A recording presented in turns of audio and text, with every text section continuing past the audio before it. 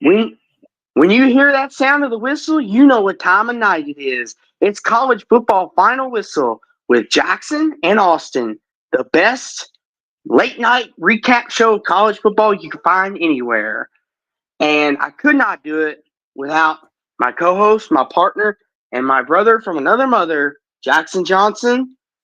And I am Austin Williams, as you all know. But Jackson, how are you? Happy late college football Saturday and now NFL Sunday. If you're on the East Coast like me, how was your Saturday? It's been pretty good. There's some results I liked and some results I didn't like, but that's always how it works on a Saturday during the college football season. We know how it goes. How you Mm-hmm. doing today, good buddy? I'm feeling good. Louisville got a comfortable win. Saw some good football games being played. Some not so good. We'll talk about them. And just ready for the Cowboys tomorrow. There we go. How about But them Cowboys and how about them Browns? but Jackson, people didn't come here to hear a sheikity yak yak about the Cowboys. That's not what they're here No. for. They're here for college football. So let's give it to them, Jackson. Jackson, I don't know how to intro this game, but I'm going to do my best. Jackson, I heard there was football played in Michigan today. Am I correct by saying Yeah. that? There was I think there's football. a theme song that goes like this.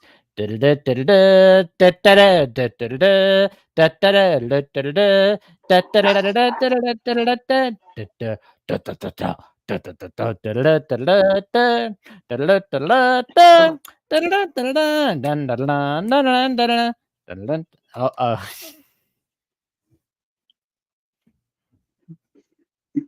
But yeah, unfortunately, there was football played in Ann Arbor. And Yeah. Jackson, there was a belt spanking going on in Ann Arbor today because Yeah. Texas whooped up on them some Wolverines today. It's been a cluster for the Michigan And Wolverines. Man, it was and god awful for them. Jackson, I give them credit. Their defense hung in as long as they could. I got to give them props for that. Their defense hung in there, but too much playmaking on Texas' side of the ball. And Jackson, what is Michigan going to do about their quarterback room? Good grief, Amadi. It's terrible.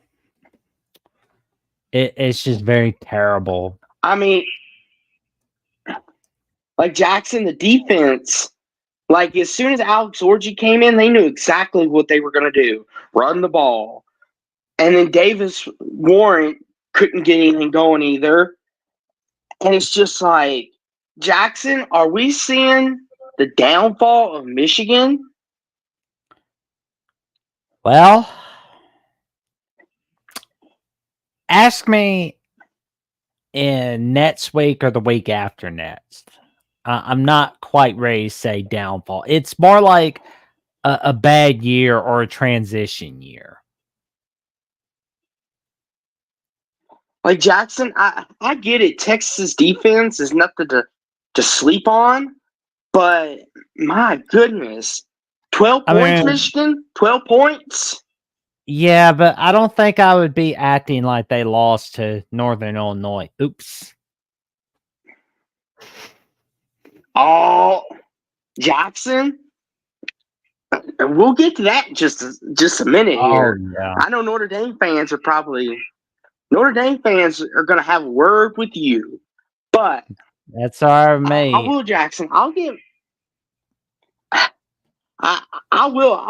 Texas their credit. They're no slouches. They're the third ranked team in the country, and I know a Yeah. lot of people, Jackson, have crowned them the national champs already. Like some people said, this is the best team in the country by far, even better than Georgia. Now, I don't know about you, Jackson, but I'm like, it's week 2. Let's settle down with the national championship talk. Mhm. Talk to me about week 8, 9. Then we can start the conversation. But for me, it's still a little early. True.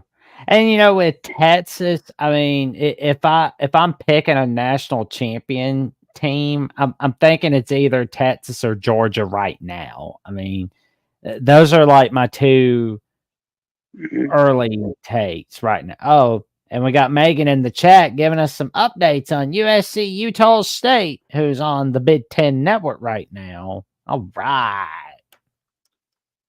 41-0, USC on top. And she's also like, let's go USC.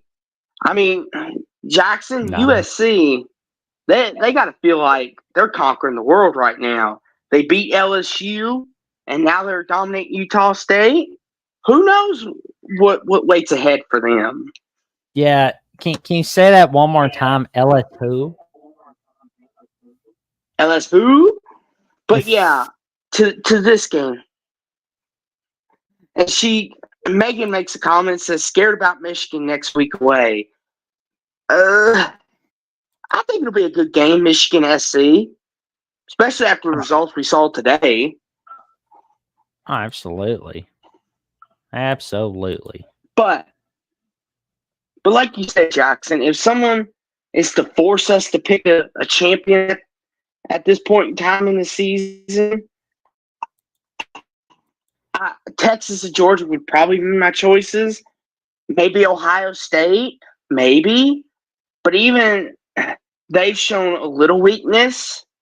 Not much, but they have shown a little bit. But I don't know about you, Jackson, but I don't think Michigan will fall out of the top 25, but they're going to drop quite a bit. How far down, I don't know. Yeah. But we'll wait and see what happens in the rankings. Like, we don't know where.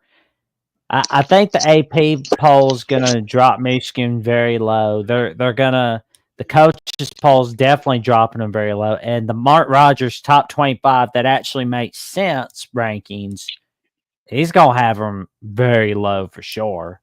I know Marky will. Mm-hmm. But Mm-hmm. as for And Texas, Jackson, congrats I on a know. huge win.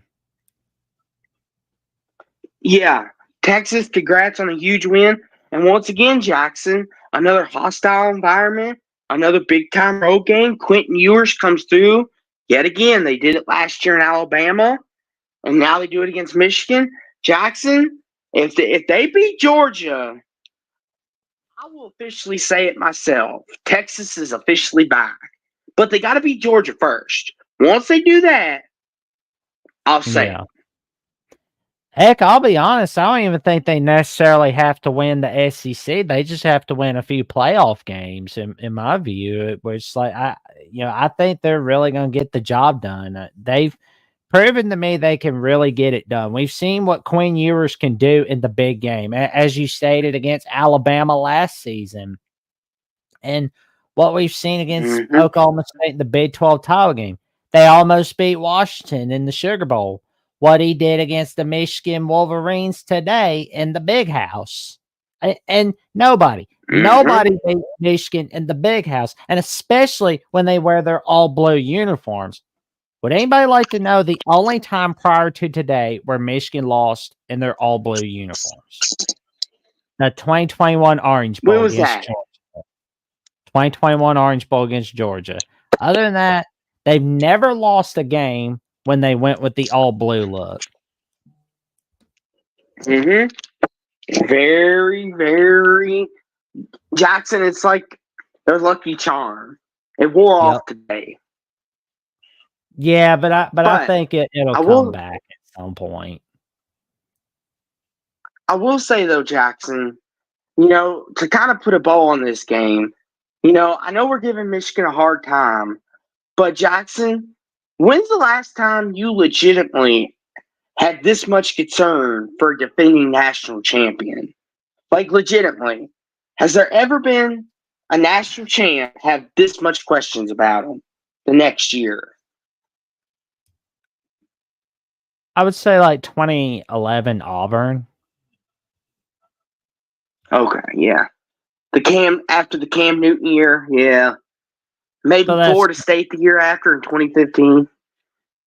Well, yeah, the 2014 Florida State team, they were always winning close games here and there, but then it caught up to them in the granddaddy of them all against the Oregon Donald Ducks. Oh, okay. Oregon won 2013, right? Yeah. I mean, not Oregon, Florida State. Yeah, Florida State won it all 2013, or Oregon's never won it all.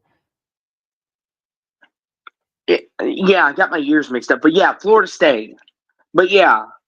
But like you said, though, Jackson, it's going to be very interesting to see. It's only week 2, so maybe we shouldn't panic. Yep. Yeah, because it's like if it's like if it's week 6, week 7, then yeah. But week 2, no worries. Yeah.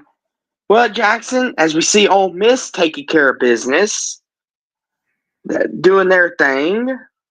Oh yeah, Alabama. Jackson. There it is, right there. God. Oh my God. Do not let the final score fool you, folks. I hate that first play of the third quarter where we fumbled on the kickoff. My God. Let it out, Jackson. Yeah. Let it out. But this is what we're here for. Therapy session. Let it out. But it's a lucky thing that South Florida was 2 of 18 in third down conversion rates. I remember where, like, last year I was on the Ocho, and this was like a couple days after Texas Alabama happened, and you know there's some infighting between like 2 of the panel members, and one of them was saying third down conversion rates don't even matter at this part of the year. But I'm like, oh God, like I tried not to cringe, but it's like I cringed on air. It was like, how do you say that on air? You know, third down conversion rates don't matter. Well, apparently, to that guy that said third down conversion rates don't matter, well, they plenty matter today at Bryant-Denny Stadium. Mm-hmm. And I will say, Jackson, like you said, people look at this box score and think, oh, Alabama dominated. They looked good. They look like they're ready. But if you actually sat and watched the game, play by play, Jackson, you all didn't start playing football until the last 6.5 minutes of that fourth quarter. Like, UCF, South Florida, really was pushing you all to the limit. And I don't know if that was maybe a look ahead to Wisconsin, or maybe South Florida's got your number. Maybe last year wasn't a fluke. I don't know. I think, honestly, Alex Golesh tends to have his teams ready for Alabama. And I know the next time we play South Florida will be in Tuscaloosa in 2026. And I just got to tell you, I hope Alex Golesh isn't coaching South Florida by then. Mm-hmm. Well, and the thing, too, is, Jackson, what really concerned me, Jackson, is because I will say, if this was a Saban-led team, and I'm not trying to go down that route, but it almost seems like if this was a Saban-led team, you know, in the years that he had all these 5 stars and all that, this game would have been like 66-7. But now that we're kind of entering a new era, a new coaching scheme, this is going to kind of be the normal, maybe more for you all. Where in the past, where you just would have gotten the belt out, as you like to say, and spanked them. It's going to be a lot more competitive. You're still going to get the 5 stars and all the great transfers because you're Alabama. But expectations are going to be a little different. It's no longer going to be Alabama whipping up on everybody like they used to. Yeah, it's going to be interesting to see what happens. And the thing is, too, Jackson, I also would like to know, Jackson, that Ryan Williams, he had another big game tonight. Jackson, you all got you a studded receiver. We call him Hollywood for a reason. Now, Jackson, was he a player you all recruited, or was he a transfer portal get? We recruited him. Yeah. And Oilers fan forever says so, buddy. But they did 42-16 whip the crap out of South Florida. Oh boy. The final score does not tell all. I was gonna say, I was like, sometimes the box score can be deceiving. Like, we know that better than anybody. But Jackson, how do you feel like your defense played? Because a lot of people were criticizing your defense. We've Do you got feel like lucky. they showed improvement? We got lucky. We did not play like how we did against Western Kentucky. And I'll be honest, I really hope we don't play like this against Wisconsin on big noon kickoff next Saturday. Because if we do, we're in trouble. Mm-hmm. Well, Jackson, speaking of in trouble, did you see the game that happened on NBC at 3:30 Eastern, 2:30 Central? Yeah. I really have nothing nice to say about how Notre Dame played today. It's like, Jesus God, you let this freaking game against Texas A&M go to your head. Like, seriously. I don't care that they're a freaking pitiful bad team. They're just a bad team. It's a bad team. Yeah. Well, that cost you against Marshall in 2022. It cost you against Stanford in 2022. My God. Ugh. I'm gonna be honest. I would not be surprised if there's if a seat is building up for Marcus Freeman. Like, Marcus Freeman's a cool coach and all, but it's just stop having your teams lose games they shouldn't. Oh my God. This is pitiful. Pitiful. See, pitiful. Here's the thing it's pitiful. And see, Jackson, and people want to know why Notre Dame fans are always saying, seriously, we're a threat to Georgia's and Alabama's. Do you watch your own team play sometimes? Jackson, does this look like a threat to you? No. Like, Jackson, and don't get me wrong, we know some good Notre Dame. Oh, go ahead. It's a pitiful team. Like, this is not the number 5 team in all college football. I mean, number 5, my ass. Like, seriously. That is not a number 5 team. Number 5 teams do not walk around, strutting around like they're a pigeon pooping on the chessboard, acting like that they're the big cock of the walk because, they got a big win on Saturday Night Football on ABC. Yeah, I know. Kirk Herbstreit called your game. Good for you. Good for you. Oh, my God. He called your game, your little game. Now you got your next game against Northern Illinois. And I know Northern Illinois is not exactly the hardest team in the world, but you play down to them. Oh, my God. You do not do that. Don't play down to your freaking opponents. There's just things you don't do in life.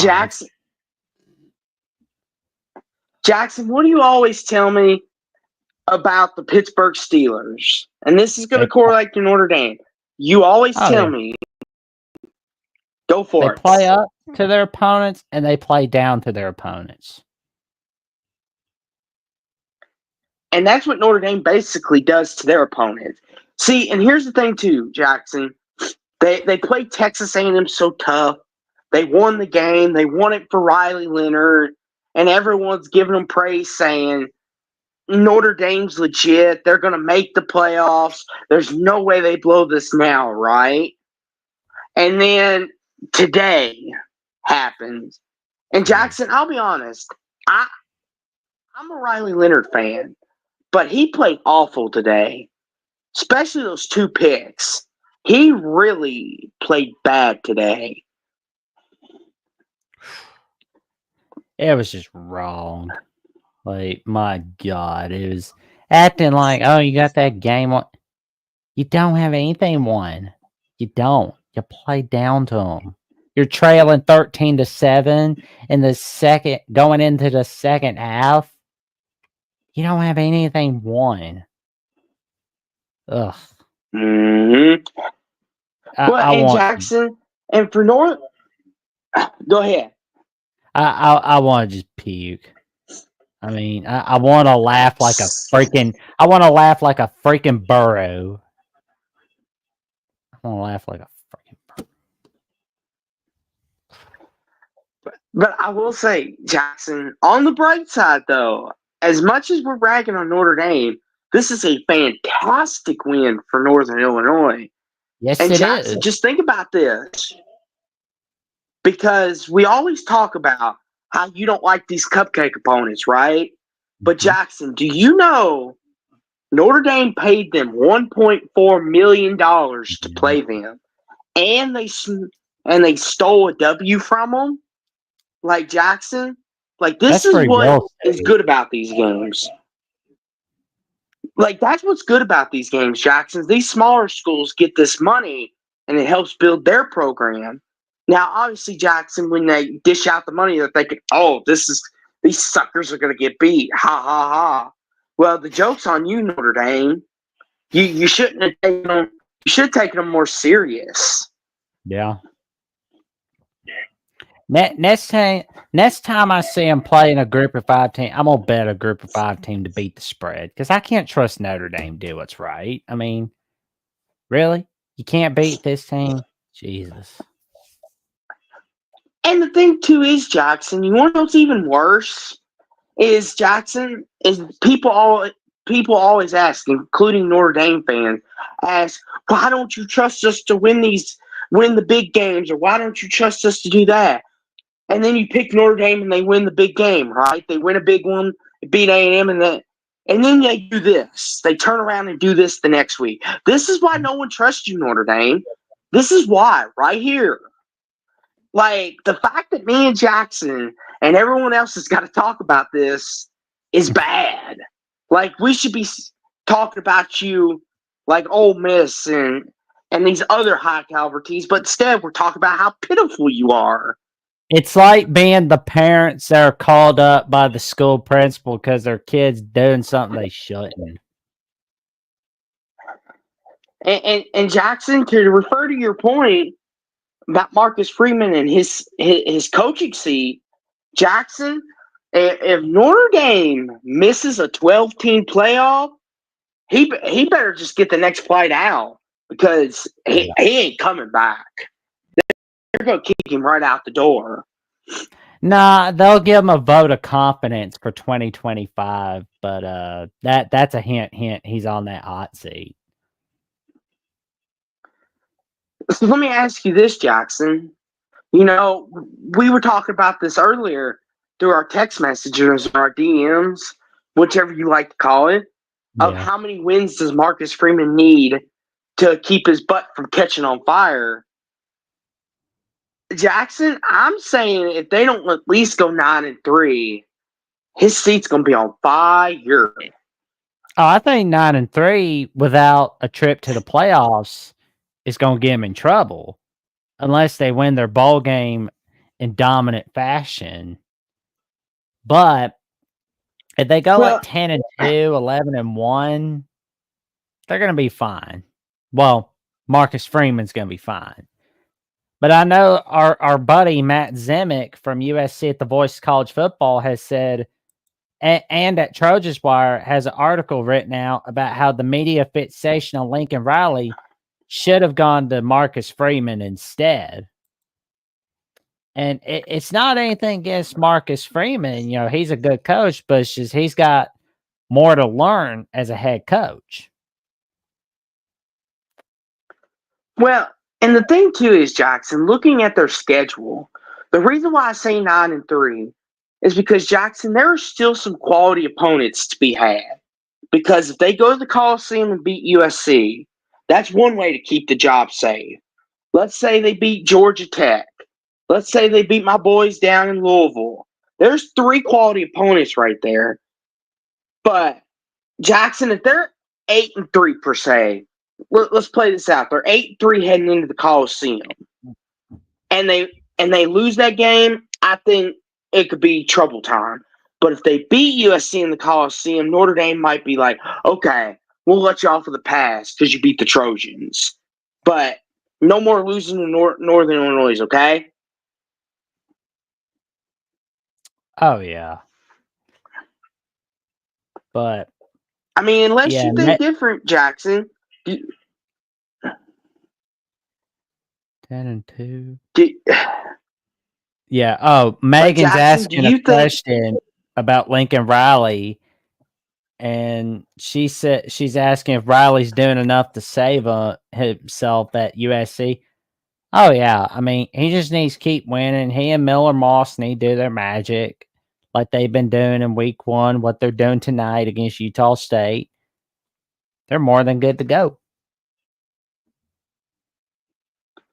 And Megan also says Notre Dame will not beat USC at the Collie if they play like they did today. Agreed. I'm not saying they will. Like, I won't put that out there. I'm not predicting that USC is going to lose that game. I'm just saying, the hypothetical, if they somehow get to that point, beating USC could be what saves their job, what saves Marcus Freeman's job. Because as we know, Jackson, beating your rival can earn you another year. We've seen that with coaches before. Oh yeah. But it'll be interesting to see what goes on with Notre Dame. But as for Northern Illinois, I haven't pointed this out at all, but it's their first win against a top 10 team in school history. Not only that, but it's their 6th win against a ranked team since 2000. Last time they did that was against number 20 Toledo on November 3rd, 2015. Prior to that was the 2012 MAC title game against Kent State. And before that was twice in the 2003 season against Maryland and Alabama. And before that was against Bowling Green in 2002.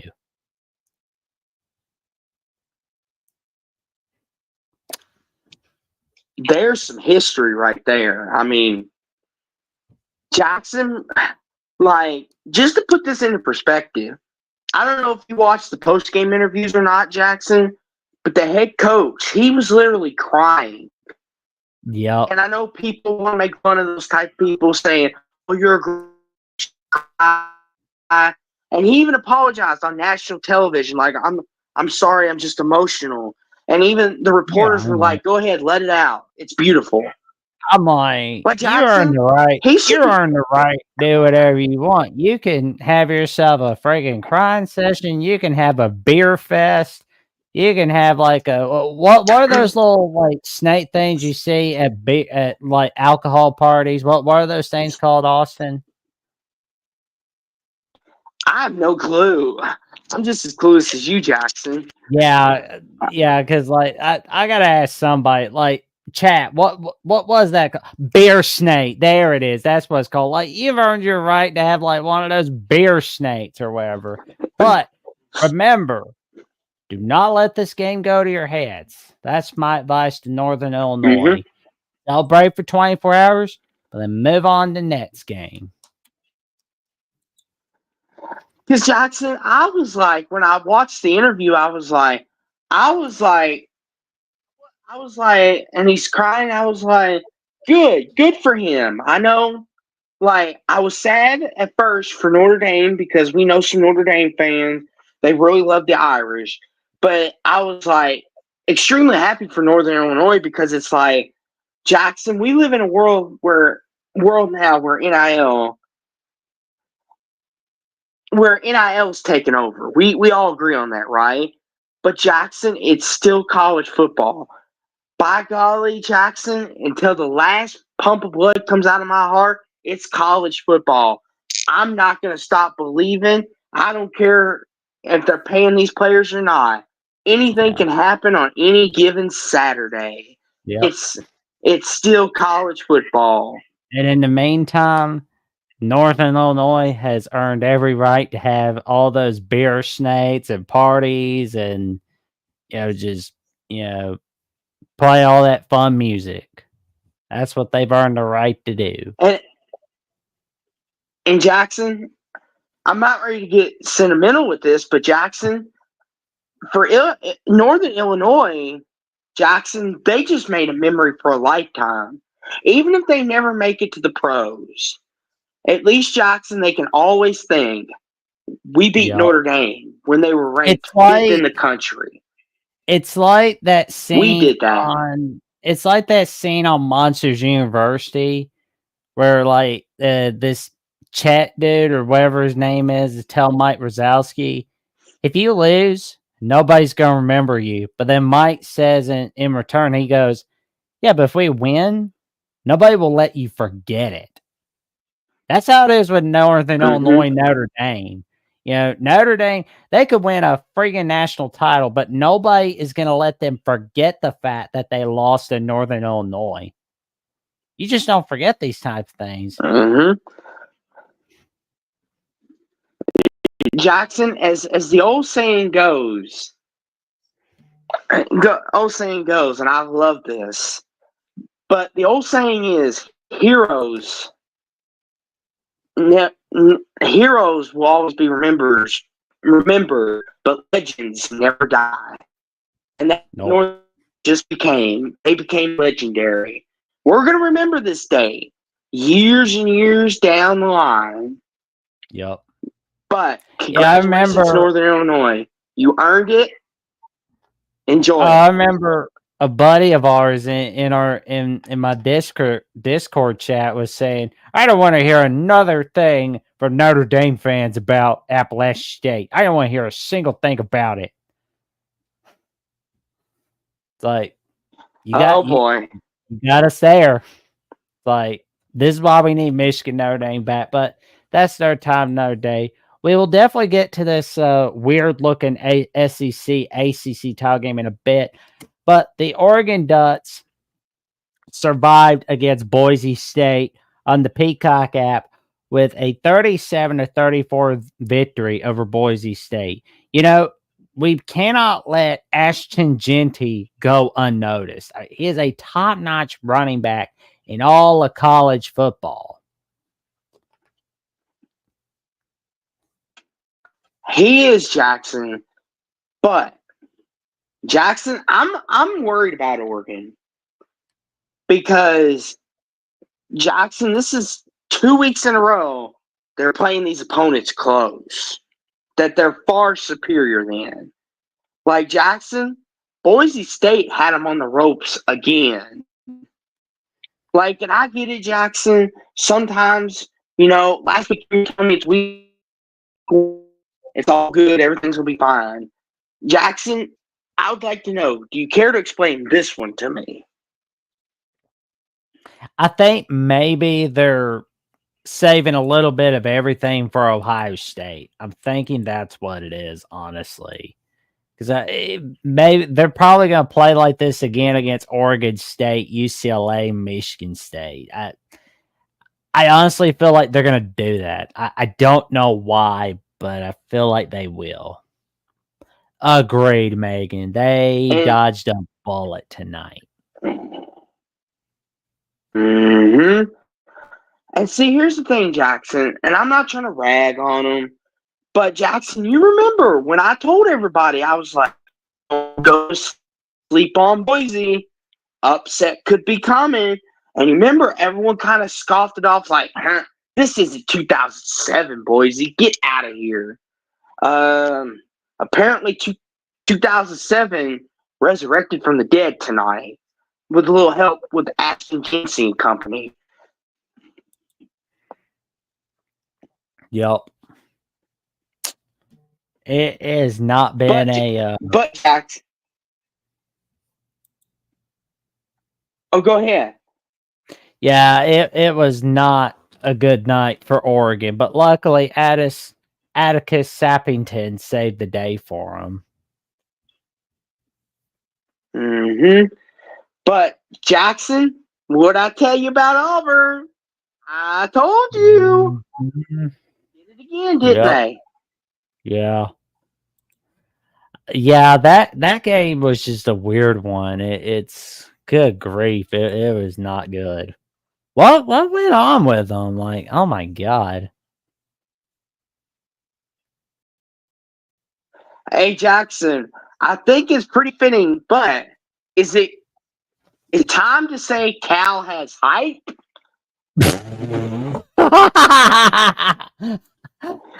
I gotta see what they can do again. I gotta see what they can do against Florida State, Miami, and San Diego State first. Then I can make a accurate judgment.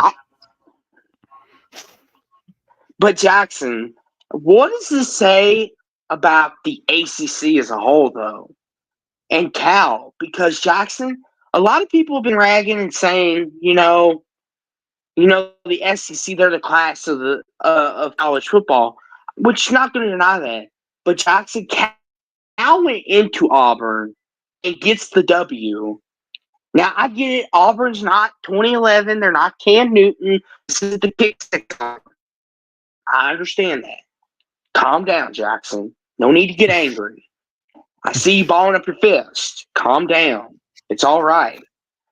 But Jackson, what does this say about the ACC and Cal though? That they went into Jordan Hare and won. Does this not make a statement? I think it says a little more about Auburn right now and where they're at. Okay, wow. Okay. I was trying to give more credit to Cal, but you seem to Right. think it's the other way around. Auburn. Well, I mean, because like Auburn seems to be doing all right in the recruiting classes, but it doesn't seem like it's translating on the field yet. That's the thing. Cal doesn't have a lot of great recruiting classes, and that doesn't seem to get to Cal. well, and I think a lot of it too is Jackson. I think a lot of it too is Auburn has issues where if you're not Georgia, Alabama, they don't treat you with the respect that you deserve. Yeah. Like, and we know that very well, Jackson, because remember last year in the bowl game, you picked them over Maryland, and you said Hugh Freeze is going to have this role, and he's going to fix that problem. And what happened? They got spanked in the bowl game. Yep. So, like Jackson, it just seems like if you're not a big time opponent, Auburn's not going to treat you with the same effort and respect. Nope. They can't be doing that. You cannot play down Jackson, to your opponents. I don't care who it is. You just do not do that, is all. well, because that's the thing too, Jackson. Just ask Notre Dame. Like, ask them. Like, they've done it the last 2 years, 3 years, where they played down to their competition, losing to Stanford and Marshall, losing to Northern Illinois. Oh yeah. There's just things you don't do. It's just like, I hope Cal has plenty of success, Jackson. Hopefully they build off this win. Hopefully. But we shall see. Oh yeah. Just keep one eye open when you go to Pitt, because that's where dreams go to die. Yes. Which we'll get to them in a minute, Jackson, because they had a miraculous comeback. Oh yeah. Well, Ohio State, I'll tell you what, they dominated Western Michigan, but then again, you're supposed to, so I don't think I have to go there. Yeah, Penn move State on. had some trouble with Bowling Green today. It's like, my God, that was wow. Yes. Like Jackson, I will say this. I think Penn State took Bowling Green lightly. Apparently, they didn't watch what happened to Michigan last year. Because if you remember, Jackson, they had Bowling Green had Michigan on the ropes last year too, because I believe it was 13-6 going into the break last year. McCarthy had threw 3 first half picks, I believe. Bowling Green tends to do this to these Big Ten teams. I've noticed that, Jackson. This is the second year in a row they've done it. Yep. And Megan they're asked, in where's Bowling Ohio. Green from? They're in Ohio. There's a Bowling Green here in Kentucky as well, but I believe this Bowling Green's from Ohio, correct? Mm-hmm. Correctamundo, good sir. But yeah, Jackson, and we've also seen Penn State do this too. Remember the game against Indiana last year that they almost blew? Oh yeah. Waiting for Billy Madison to go, "You blew it!" But yeah, this was a very close game. Very, very close. Penn State, you better not let this happen again, or it could get ugly. May not escape with the win. Nope. Just take a look at Notre Dame, Penn State, because that's what will happen to you. Mm-hmm. Missouri, they took care of business, but they beat Buffalo. Let's be honest. They're But supposed Jackson, to. But I will say, I watched a little bit of Baylor, Utah. I did get a little bit of excitement because at one point, this is before the injury, I believe, when they were going to commercial break, they were playing Bad Moon Rising from Creedence Clearwater Revival. That was a pretty cool song. That's a classic, I gotta tell you. But what was weird about this game was that it was a non-conference game, but this was set in advance before Utah officially joined the Big 12. So they were like, we don't have time to change it. So want to just call this a non-conference game? Sounds good. Well, and the thing too is, Jackson, as I've said before, all the teams that were in the Pac-12 last year and all these years, they're still going to play in the Pac-12 affiliated bowls, I believe, for the next 2 seasons until the new agreements are handed over. I believe it's the next 2 seasons or just this year. Yep, next 2 seasons. Next 2 seasons. It doesn't mean that if they win the Big 12 or USC wins the Big 10 that it doesn't counter. It doesn't mean any of that. It's just that when the change happened, the new CBA hadn't been done yet, all that good stuff. So they're just saying, here, we'll put you in the Pac-12 affiliated bowls for the next 2 years, and then we'll get everything cleared up. So, But yeah, Jackson, it's weird seeing this game because, like you said, in my mind, I'm like, oh, this is a big win to start out Big 12 play for Utah. And then I was like, no, it's not. Like, this is a non-con game. Which, Jackson, you dropped a little factoid on Wednesday night about this not being the only time in history that this has happened. Mm-hmm. We've seen it happen with Wake Forest, North Carolina, 2019, 2021. We saw it happen with Alabama, Ole Miss in 1981, I believe. And we're going to see that next year with North Carolina State, Virginia. And we saw it with California, Colorado in 2011. Mm-hmm. I agree. Well, and the thing is, too, Jackson, about this game is I don't know how much of it. Well, you said you watched a little bit of it. I caught a little bit of it too. Jackson, Utah was putting it to them. Like, they were looking good. Like, but then Cam Rising gets hurt. And Jackson, I believe the reports that come out, they said it was just a hand injury. He's not expected to miss significant time, if any at all. No. He's going to need to take it easy with that hand as much as possible. He needs to protect it like it's Jackson, his baby. because Jackson, I feel like Utah, if Cam Rising stays healthy, Utah could be a dark horse in the playoffs. I feel like they could upset a few teams. That's how good I think they are. But it all hinges on how healthy Cam Rising stays. Like, if he doesn't stay healthy, they may not even win the Big 12, Jackson. Like, that's how much they depend on him. Yep. He better stay healthy because if he doesn't, he's screwed and they're screwed. And Jackson, as for Dave Aranda, Oof. this would have been a huge notch under his belt if he wouldn't gotten the upset. But not all hope's lost. But Jackson, what does he need to do to keep to get his seat cooling down? I would Make say a go bowl at game? least. I would say go at least 7-5. But I mean, if you go 6-6, there's gonna be a lobbying session. Jackson, because I already feel like there's going to be a vote of confidence talk anyway. Like, Yeah. oh, Dave Aranda is returning for the 2025 season, and it's one of those vote of confidence. And as we see, Miami took care of business, and Jackson, I know this game right here, I know seeing that's going to make you sad because Jackson, here comes the Tennessee is going to win the SEC hype. Tennessee's going to win the whole thing hype. Here it comes.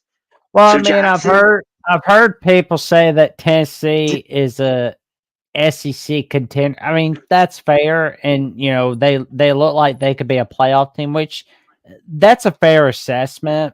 I just want to see more of what they can do against Oklahoma 2 weeks from now. I want to see what they can do against the Sooners. I don't think they should be falling apart against Kent State, and if they do, you know what's going to happen next week on this edition of the Final Whistle. oh yes, you're gonna have a ranting session to end all ranting sessions. So for that alone, I'll be rooting for Kent State next week just to hear Jackson go off on them. But as for NC State, just to hear Jackson. But as for NC State, they cannot win the big games again. They blew it again.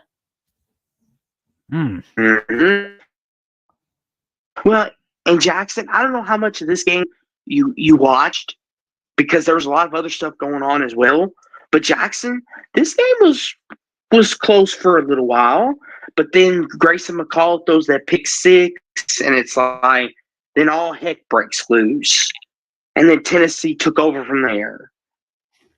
And here's the thing, Jackson, and I know people may make this an indicative of the ACC, but Jackson, if Tennessee ends up being the second or third best team in your all's conference, as a proud member of the ACC, I have no shame in NC State losing this game if that's what Tennessee ends up being. But if Tennessee ends up being in the bottom half, like 6, 7, 8 on there, then like, okay, this is not a good look whatsoever. No. I mean, it's not like NC State lost to Arkansas, which I mean, we'll get to Arkansas just a little bit. Oh boy. But Jackson, I will say though, 51 points. Ugh. Like Jackson, if they would have beaten them like 30-10, it still would have been bad. But Jackson, they put a 50 burger up on them. Yep. Like if you're NC State and you're looking at this film tomorrow morning, what's going through your head? Everything.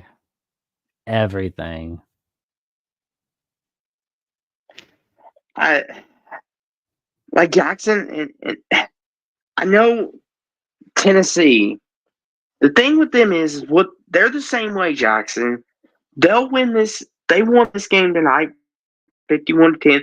Looked really good doing it. And next week, Jackson, they'll look sloppy, and questions will begin to start about them. Like that's what's going to happen because that's what Tennessee does. But Jackson, we had a much closer game than I expected. Oklahoma 5's Houston. Yep. That was Jackson, I don't even know what to say. Houston keeping it close. What happened? And Oklahoma dodged a bullet tonight. And luckily, they were able to stop Jack- Houston with a safety. It's like,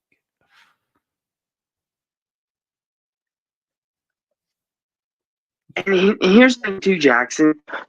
The quarterback for Oklahoma, Jackson Arnold, like Jackson, he's got a lot of work still left to do. Because he was the reason why a lot of people believe Dylan Gabriel transferred out. Like Jackson, I don't know if you watched him or not, but he kind of struggled tonight. I watched a bit of the highlights on YouTube, and it's just he looked like still feeling like he's gun shy. Like Jackson, I mean, like, but I will say this to give him a compliment: they held Houston to 12 points. Like Brent Venables has fixed that defense. I think we can safely say, Jackson, Oklahoma now has a defense. oh yeah, that's for sure. I'm just curious to see what they're going to do against Tulane next Saturday. It'll be interesting to see what goes on in that matchup. But yeah, Jackson. And one last thing on this game, other than Oklahoma surviving, Jackson, I don't know if you know this or not, but at the end of the third quarter, at every home game, start of the fourth quarter, they play that song for Toby Keith as a tribute. Do you watch that at all? Not too much, I'm afraid. I think it's like beautiful. Nice. Because Jackson, when the third quarter ends, the fourth quarter starts, they play the song that Toby Keith made famous. Everybody sings it in the stadium. It's like to pay tribute for him. It's kind of cool. Like, go out of your way and check it out. There we go. I'll make sure to check it out. Maybe like an hour after I have I get done talking about how I'm not too happy with Arkansas and Oklahoma State. Yeah. Jackson, this was an extremely fun game. I enjoyed it. I was kind of nervous though, because I thought Arkansas was going to pull off the upset, Jackson. I would be lying to you. My palms were a little sweaty. Oh yeah. That it was just, oh my god! It's both teams. It's like both teams just wanted to lose. Here's my thing, Jackson. Arkansas was up in this game 21-6, I believe. Or like it was 21-13 at the end of the third quarter. Then Oklahoma State goes down, ties it. Jackson, like you said, it seemed like both teams wanted to lose because Arkansas had a fumble, and then there was a bunch of penalties. I mean, it's just this was a very, very interesting game. And then Jackson, the 2 field goals missed in overtime. Like, wow. It's like, good grief. It was bad. And Jackson, I know you saw this, but where was your man Ollie Gordon? Like, Save the day why didn't they double use him overtime. some more? And we got our buddy Traveling Fools joining us on this edition of the Final Whistle. How you doing today, good buddy? Just glad to be on a Final Whistle, man. I finally feel like I've actually, moved on up in the world. The Final Whistle guys right here. I do love the fact a lot of good games tonight. Can you believe that Notre Dame lost to Northern Illinois? I mean, imagine that. What are they, the Huskies or something like that? So the Fighting Irish actually fell down and lost to Northern Illinois. Am I correct, Jackson? Yep, Northern Illinois. I mean, who had that on their bingo card? Did you have that on there? I'm afraid not. I did not. Yeah, that Me everybody neither. talking up Notre Dame, and I'm not a Notre Dame hater, even though I'm a Miami fan. As an Irish Catholic, I kind of feel like I might have to go to confession if I hate on Notre Dame too much. But that losing to the Husky or they're the Huskies, Put right? your mouth out with the Huskies, Right. fools. Right. Well, Northern Illinois, I always confuse that with Washington. You know, when I sit there and talk about it, I'm That's like, wait a right. minute. But they lost to them. Everybody was like, they're playoff contenders. So, Jackson, my question to you, sir, does this right here, is this going to be the game that totally makes everybody yell about the 12-team playoff with Notre Dame getting left out because of losing this game? Jackson, that's my question to you. Well, that depends on Notre Dame's final record. Do they go 10-2? Do they go 11-1? Like that, and how Northern Illinois finishes the rest of the season. Have you done a wellness check on Will? I've been seeing how he's doing. He's like, why do I even watch college football? Oh, he's one of those. We had one in another chat. I was on the Oregon Ducks. He's like, oh, my life is over. It's like 2 games into a long season and you're ready to jump off a bridge. It's like, yeah, I get that you're upset, but wow, after 2 games? Well, yeah. When you lose to Northern Illinois, it's got to be kind of bad. Fair enough, fools, but yeah. You know. Anyway, 48-0 Trojans. Oh my God. I like that the Trojans are back. I like that, they're back being a contender. A contender. I like the fact that they're back. I mean, that's a really good thing in college football. I like the fact that my Miami team is back. Mm-hmm. I don't want to speak forward. I don't want to say either team's back, but I hate saying Miami's back. We're liable to. I've been a fan for many years, my whole life, and I'm 48 years old, and I've seen Miami go up and down and up and down, and I've seen them just go down and down and down, and think like, oh my God, we're gonna do good. Womp womp womp. So I'm not getting ahead of snaps or anything like that, but I do like. College football is better when USC is good. College football is better when Miami's good. College football is better when, you're young, Jackson. You don't remember when Alabama sucked. I don't. I remember enough of it. Hang on, boys. I'm the same age as you fools, and I don't remember that. But then I only watched certain teams. So you didn't start following it until you were older, though, Megan. Yeah, there was a time when Alabama sucked. There's a time when Georgia sucked. There's a time when all these teams sucked, and we were all laughing at them, and then they've been laughing at us for the past 20 years. And it's reciprocal. The older you get, you'll see. You're going to fall out. You're going to be sitting there watching these people go. You're going to be that loser here before too long. It comes and goes with everybody. So, yeah. Like I hated the 06 season, but it was like, it sucked in the short term, but in the long term, it was a good thing. But like you said, these sort of things happen with everybody, not just the Miamis and USCs, but the Alabamas and Georgias of the world. Yeah. And it's cyclical too. Well, you say not just the Miamis and the or the Georgias and the Alabamas or whatever. Well, the USC and Miami were kind of close in falling out of relevance. And one of the biggest reasons Miami fell out of relevance it was, sanctions and loss of scholarships. You weren't allowed to give out these many scholarships. Those things really mattered. Now, the things they were losing things for are things that are promoted now. Yeah, a lot of it. So it's a different ball game, and you're about to see money coming back in, and Alabama is going to get affected by that. If you think that Tuscaloosa, Alabama has as much money as Miami, Florida, then you are an absolute fool. And this whole system is about to go through another thing. There was a time. I'm sorry, Megan, go on. No, I was just going to ask along those lines. The NIL money coming in, fools.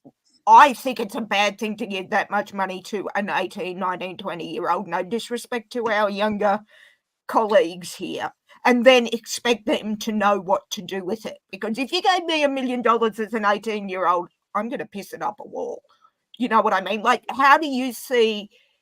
two-pronged question to you fools. Do you think the NIL is good? And what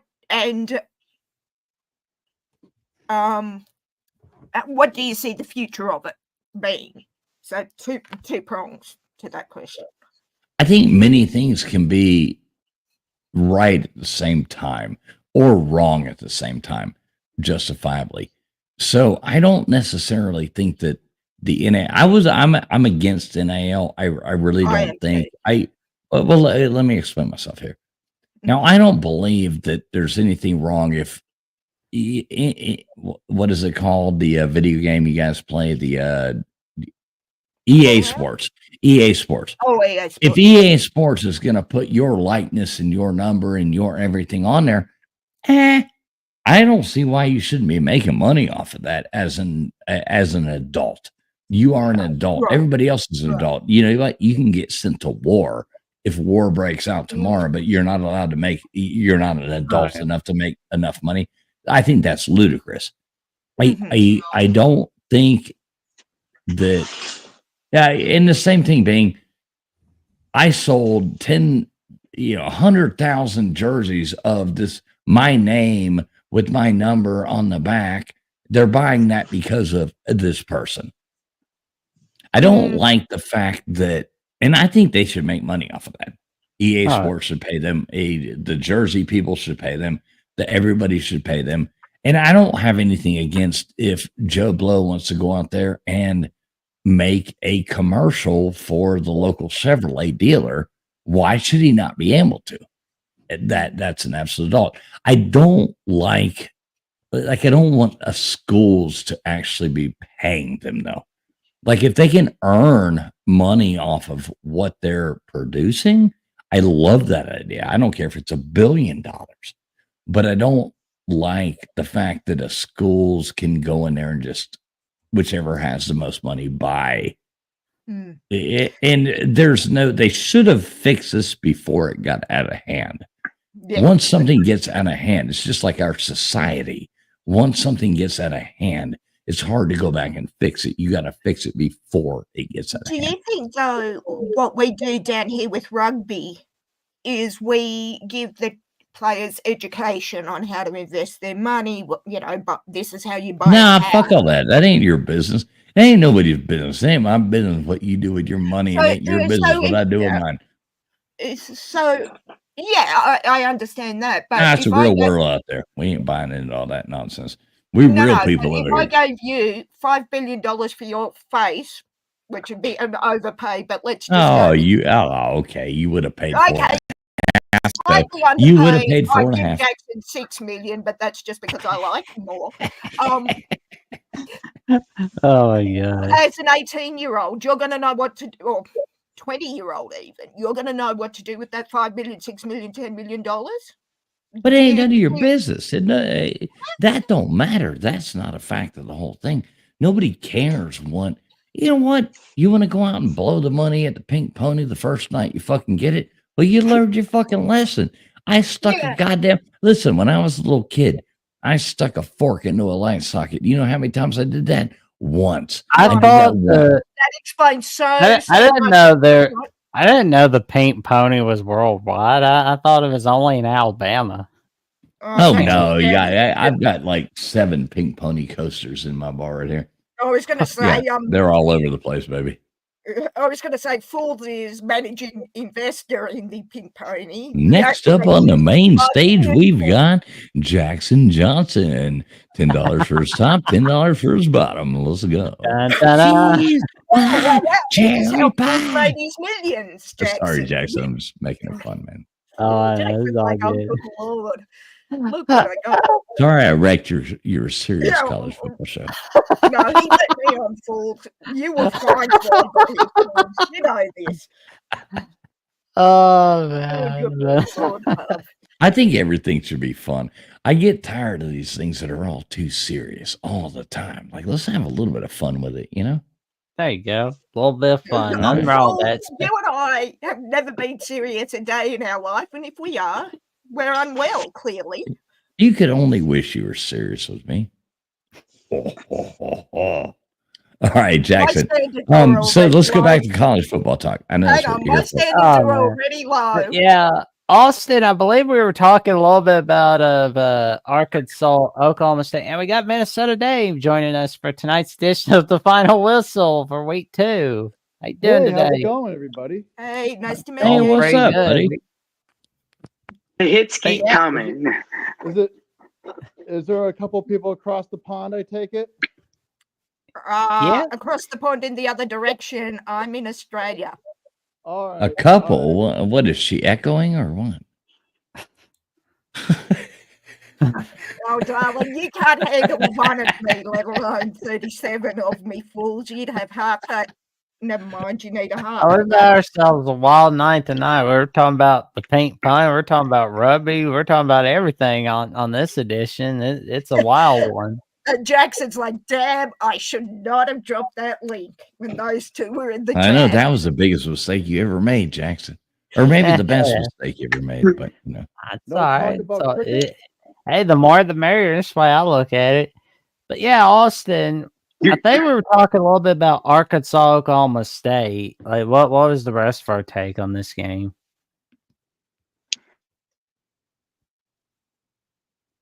Very You face. sloppy. There was a. Uh-oh. There I am. Okay, we're good now. I was just gonna say this was a very sloppy. It happens. We're people, but anywho. But yeah, this was a very sloppy game, Jackson, and I feel like talking about the playoffs and all this big talk. I feel like Jackson, Oklahoma State kind of needed this win because the way the SEC was winning all these big games and kind of winning them in dominating fashion, this is kind of a good resume for the Big 12 to build up. And, if there is a slight chance that a second Big 12 team can sneak in, this would be a good resume builder, especially if Arkansas goes 8-4 in the SEC. They could be like, hey, you have Arkansas ranked at 8-4. Guess what? We beat them earlier this year. So why don't we get a spot?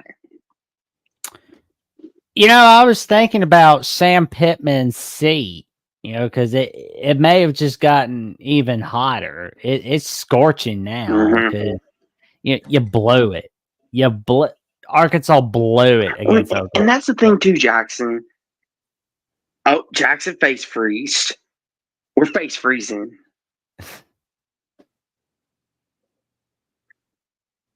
There we go. I'm here. But yeah, go ahead though, Jackson. But yeah, the seat just got hotter for Sam Pittman. And, if he wants to show that things are okay, now's a good time. Because we're looking at the rest of the schedule for Arkansas. Their first conference game will be at Auburn on September 21st. But next week they got UAB coming to Fayetteville. That's going to be an interesting one. Mm-hmm. They always seem to have trouble against Texas A&M and Arlington. I mean, they have not beaten A&M, with the exception of one time. They have not beaten A&M since A&M has joined the SEC, except for only once, but that's about it. So it's like they always have a lot of trouble with Texas A&M, but they can win that one. That helps Sam Pittman just a little bit. Is that the Texas A&M that has all male cheerleaders that Mr. Dungaroos for? Well, and they got Lassie, so they have that. When did they join the SEC? I think it was 2012. They joined. They so officially fairly joined recent. on July 1st, 2012. Okay, so not that long ago. Okay. Yep. Not that long ago. But hey, Megan. 2012 was 12 years ago. Yes, I mean, but yeah. considering Yeah. it wasn't in the 1990s or the. Well, I know, Megan. We're all 39. So let's go with that. I I'm was still gonna Jackson, say- 25. Jackson, I I do was want to going to say, say, Paul, I was going to say, is that your pant size? But that's giving you way too much credit. no, son. I'm actually the same size I've been my whole life. I'm still rocking a damn 32, 33 waist, somewhere in there with like a Oh, this 33, is giving 34, you, inseam. Paul, that's So yeah, giving you too I'm much still credit. rocking it. Jackson, I do have to go though, sir. I saw you live. Thanks for dropping the link. I don't want to Oh, break you're your welcome. Thank you for coming on and making Talk to you soon, Paul. tonight's edition, even more fun. I appreciate it, man. No, I love you, Jackson, man. You're always awesome. Megan, give me that goddamn Funko doll. And Jackson, we'll see you soon, brother. See you Right soon, on, good buddy. Paul. All right, love you Talk guys. soon, brother. Hey, and Austin as well. I didn't want to leave you out, buddy. Austin, have a great night, man. Always love seeing you on there and your, positive attitude and all that shit. So good job, guys. Love all y'all. Right on, fools. Talk soon, brother. All right. See you guys. See ya. And we believe our next game is Kansas State Tulane. Now, That's that quite- was a wild one. That's closer than I thought, isn't Mhm. it? Yep. It Yeah, was a this was- wild one. This was a very interesting game.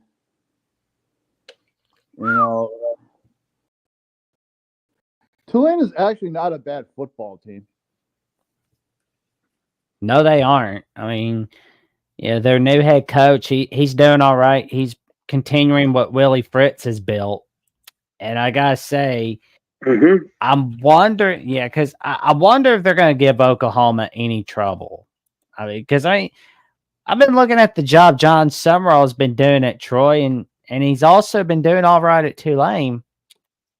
Should we wait another year, or just kind of let him coach through the first year at Tulane? See if he's a coaching candidate.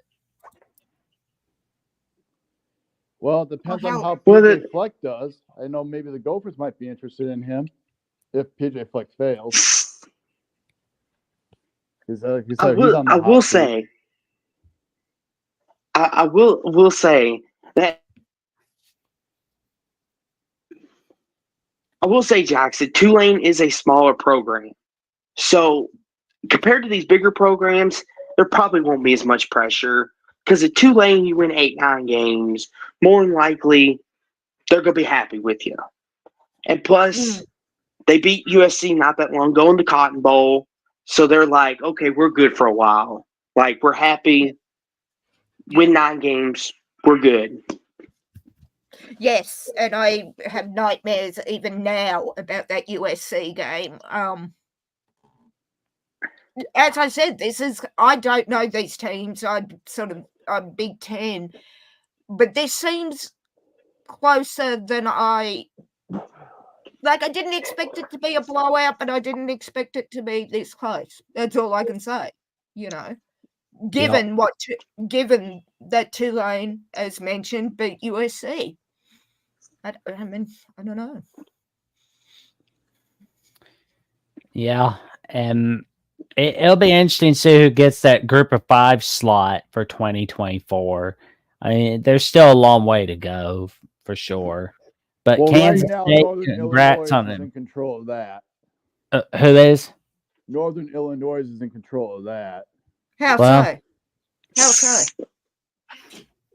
Well, if the win over Notre Dame, Northern Illinois will probably help their resume out.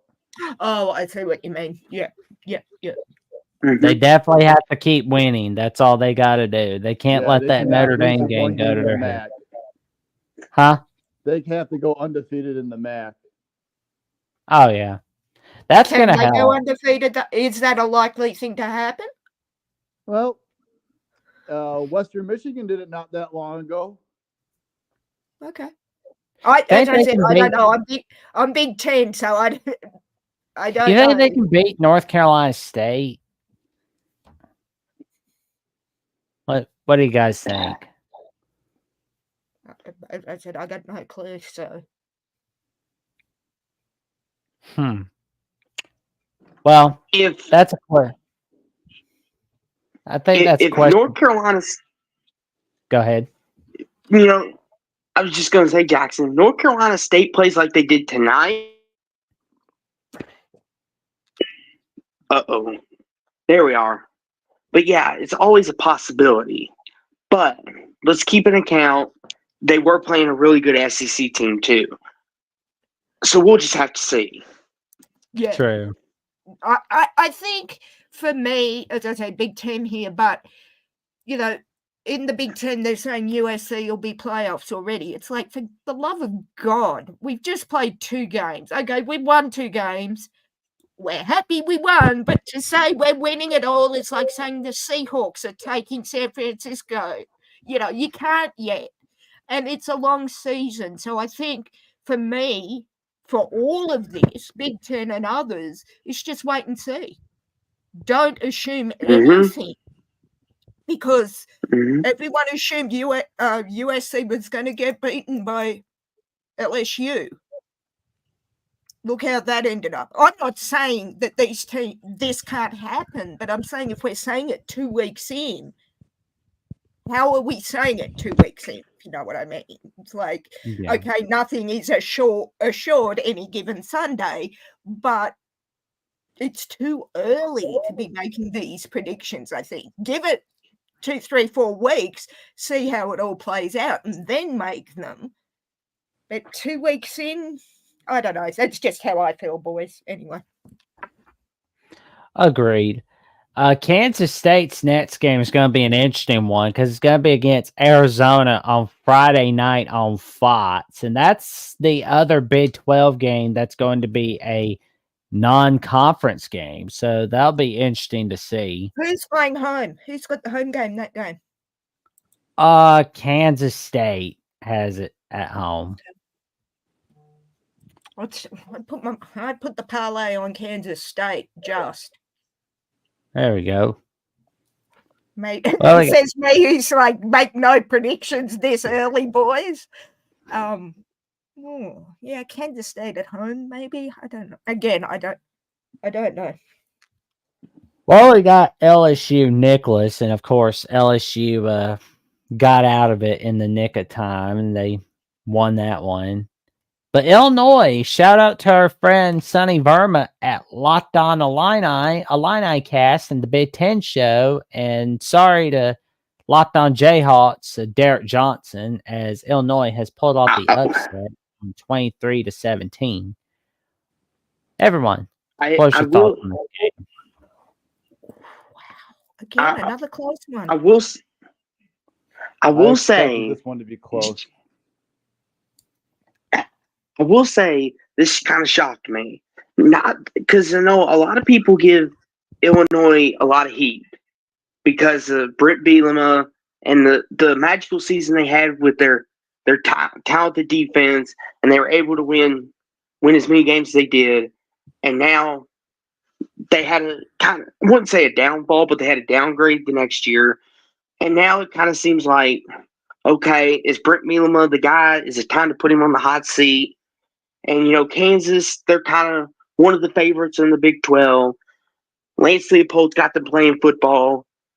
This was one of them games I thought Kansas would win by 10.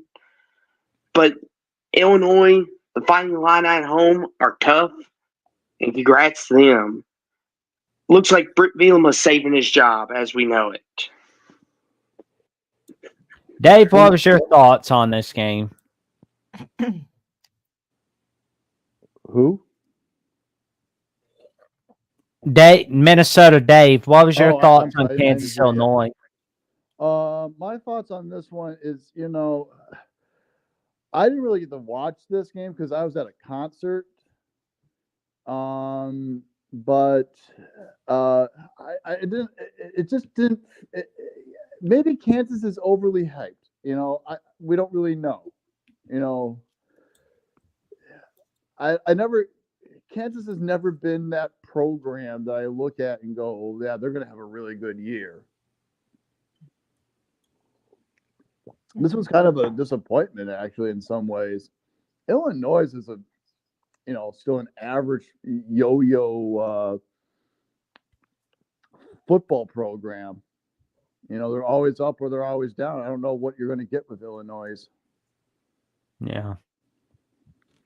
You never really know with them, that's for sure. But I will say it'll be fun seeing what the Fighting Illini can bring out for the rest of 2024. Hey, Brett Mhm. Bielema still owns the Gophers. Yeah. But what's funny though is, Dave, the fact that you said Kansas might be overhyped in football, that is a statement I thought I would never hear coming from a basketball school. I never thought I would say it. It was not on the bingo card, gentlemen. Clearly not on the No. bingo card. Like if someone says Kansas, I'm like basketball. I don't think football. Yep. I'm not sure what I think for Kansas, actually. I'd probably be more inclined to lean towards football because since the Supersonics were taken from Seattle, I am not a basketball fan, but yeah, I could see it both ways, I guess. Yeah. But I did love what I saw from the 2024 edition of the Cyhawk Trophy. That And- was a fun Oh my game. goodness. Ooh. Gentlemen, sorry to interrupt. I have a meeting in an hour. Yes, on a Alright. Sunday. So I'm going to dip. Thank you for having me, Jackson. Oh, Gentlemen, thanks for coming on, Megan. Nice to meet you, Megan. great to meet you, Austin. Take care and fight on. Fight on. Go Trojans for you. Fight on. Thank you. Well, this was a huge one. Like, I always hate it when people say that Iowa State's not a good rivalry. Well, here's the thing. It may have not been a good rivalry in like the 80s because there was that 15-game winning streak from 1983 to 1998. But it's been pretty good over the last 7 years. It's always been a fun rivalry. I live in the Twin Cities area, and there's like, because of Iowa being so close and Iowa State being so close, there's not a bar that has this game on. I mean, this game, it was half, you go to a bar in Minneapolis, you will see like half the section being Iowa State fans, half the section being Iowa fans. It's always been like this is a big, exciting game around this area. And Mm-hmm. I absolutely find it to be fun to watch. I don't like the idea of the Big Ten losing, but when it's Iowa, I kind of enjoy it a little bit. Man, I have to say, Iowa had this game won. I watched most of this, and I'm thinking to myself, it was 19-7, and I'm thinking, okay, it's in the hands of the Iowa's defense. What can go wrong? Well, apparently they don't know how to defend the deep pass because they gave up 2, and then the one ended up leading to the 54-yard field goal. And I'm thinking, Iowa's defense, out of all things, I thought that would be the safest play. Oh, it was like the softest coverage too. He got beat horribly. They made the safety had to get him right at the end, or he would have scored a touchdown.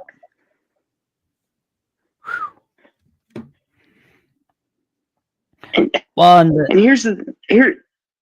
oh, go ahead, Jackson. Yeah, the thing I was thinking about was Iowa State outscored Iowa 20-6 in the second half. Mhm. That was huge. Mm-hmm. And I will say, though, at least Iowa showed some semblance of offense, though. At least they acted like they had a pulse. Because in games past, Jackson, we would have looked at this box score and it would have been like 10-7 or like 13-14. At least Iowa's getting in the 20s now. Well, near the 20s. Yes, this one is true. 2-point conversion away.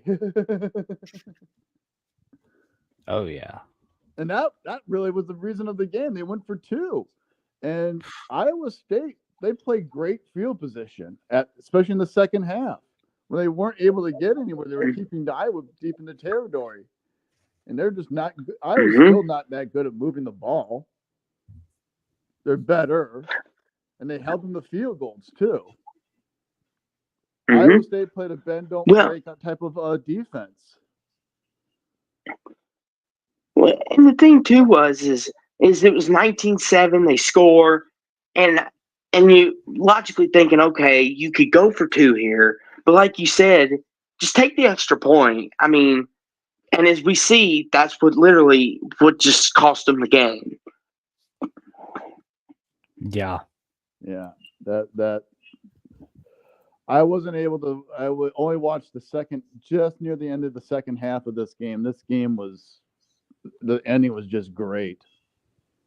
Just watching them come Mhm. back, and I Mhm. mean, it's Schadenfreude for me being from Minnesota. Every time Iowa loses, it's always nice and fun. Mhm. Well, and the thing too, looking at this game is, we're talking about the playoffs for some of these other teams. Iowa State now sets them up in a pretty good position because if Iowa turns out to be ranked in the college football top 25, and Iowa State's sitting somewhere 9-3, possibly 10-2, and they don't win the Big 12, they could have a case maybe to be the second Big 12 team in if they so choose to put two Big 12 teams in. I would say Yeah. the ACC has made a big statement with their wins. Yeah. Well, we know Louisville. Well, I mean, they had a pretty huge win against Jacksonville State, but I mean, Jacksonville State's not looking so hot so far. But I will say, congrats to you, good buddy, Austin. All right, Dave. I'm Face glad freeze. How did Cal win against Auburn? Auburn looked I believe pitiful. Jay Nod scored the go-ahead touchdown. I believe so. Yeah, Ott Yeah. scored the go-ahead touchdown like a minute to go. Yep. It was not good. Like it still feels weird calling Cal Auburn an SEC ACC game. Yeah, it is. Like I forgot for a moment they're in the AC. It's like, oh, it's the ACC pack. Oh, right, that's ACC.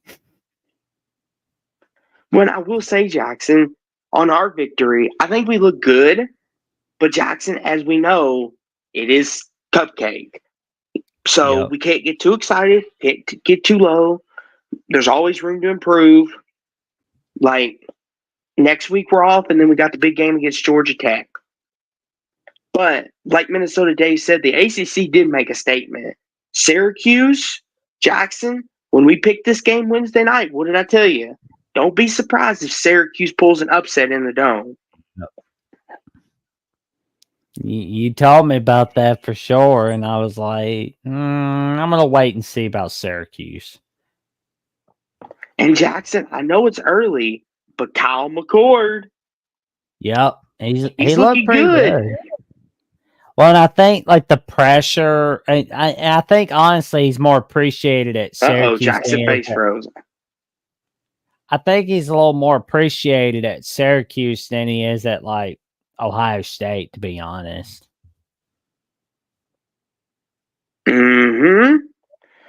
Well, in Jackson, we all know that Ohio State fans, some of them threw him out. It was like, oh, he's not worth it, yada, yada, yada. We need a better quarterback. And Syracuse is like, okay, we'll take your leftovers. So far, it's working out good. Yeah. Dave, were you able to catch part of it, or did you miss it? Did it a concert? What game? Georgia Tech, Syracuse. I looked at the score on and off. I was game casting that one. I didn't really watch it, but it looked like an interesting game. I mean, but I had to go for a hell of a crisis this morning with my Oroco remote. The left side button was stuck and was not moving. and it just broke. And then I had to go get a new remote, so I missed a lot of the day games. And I just knew that the Gophers were going to beat Rhode Island, and they beat them very convincingly. Yeah, I believe they shut him out. Yep, 48-0, and the majority of that was in the air. So that gets Maxwell's confidence at least a little bit more up, even though he was playing a Division I AA opponent. Well, and as I recall, there is a Kristen Driver scored a touchdown in that game. I believe he's the son of Donald Driver. Mm-hmm. Oh, wow. Make me feel old. I remember watching highlights of him. Of Donald Driver. Yep. Yeah. Well, we saw Clemson smacking around App State. I guess they heard me yakking on live chats a little too much. They were like, we don't like what this guy has to say. But no, in all seriousness, though, they were pretty mad. They wanted to show the world, don't you be doubting us. As they dominated App State 66-20. What was your take on this game, Austin?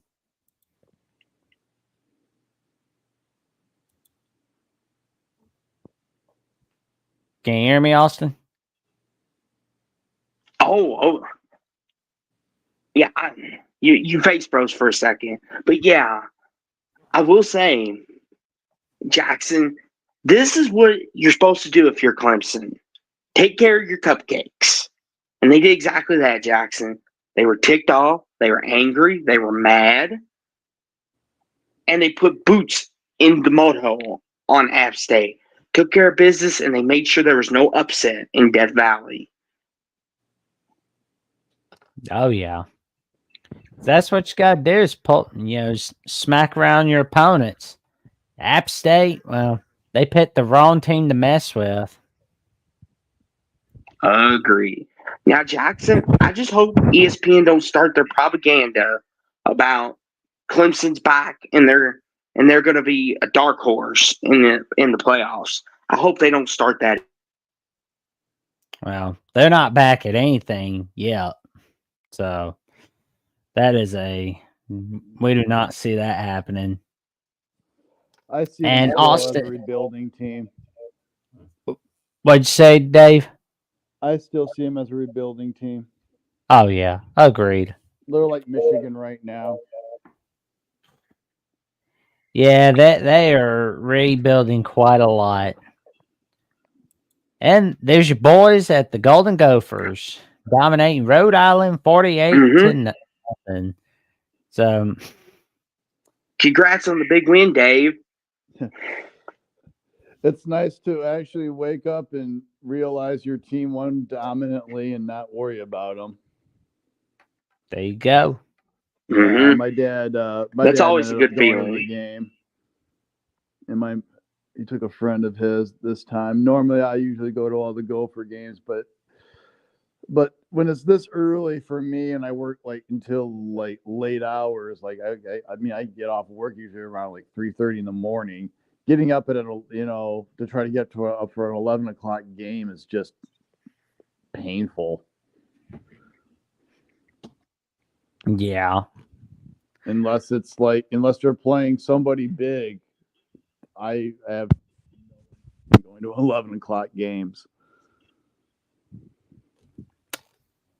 Well, we got Rutgers Akron. Now, why is this notable exactly? Because this was Steve Merrill's pick under the radar pick of the week on the Voice of College Football.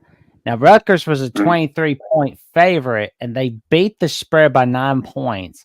And now Steve Merrill is 23-5 and is under the radar picks. That's a huge winning percentage right there. So I know that if I'm if I'm doing some parlays, I'm gonna make sure I got Steve Merrill's under the radar pick on there. How did the how did the Greek Knight do? The Greek Knight. Yeah, Ethan Kaliakmanis, the former Gopher. Ooh. Say his name again.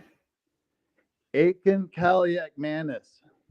There he is. He's got 14 of 23 completed passes, 233 passing yards, and 3 touchdowns in this game. He looked like he did just fine. Not bad. No, not bad at all. Maybe So a that- change of place was perfect for him. Oh, yeah. This is a huge win right there. But I will say, Mhm. that was awesome seeing them get the job done. But we got a little bit of Friday night teasers. We saw Duke winning a tight one against Northwestern in double overtime. That was a wild one. Anybody That game catch was that? boring from the beginning Mhm. to the end until the last overtime. Me personally, I'm cool with either or, whether it being a defensive battle or an offensive battle. It's like, as long as it's a good game of football, that's good enough for me. Jackson, I almost predicted the score to the T. I said 27-20 Duke. And look what it ended up being, 26-20. Darn it. Oh, don't I feel was bad, so man. close. Oh man, there's one game we'll definitely get to in a little bit, but where I was close on. But another one that was BYU SMU, that was a pretty close one. Anybody here on the panel catch this game? No, I watched the end of the I caught most of it. Northwestern Duke game. What was your take on this one, Austin? So, Jackson, it just seemed like SMU, like a lot of teams, are playing down to their competition because SMU has the ability to play good football. We've seen it, especially with Preston Stone when he's slinging it and he's just doing his thing. RJ Hampton, the wide receiver, he's really good. But see, like this, Jackson, people want to know why.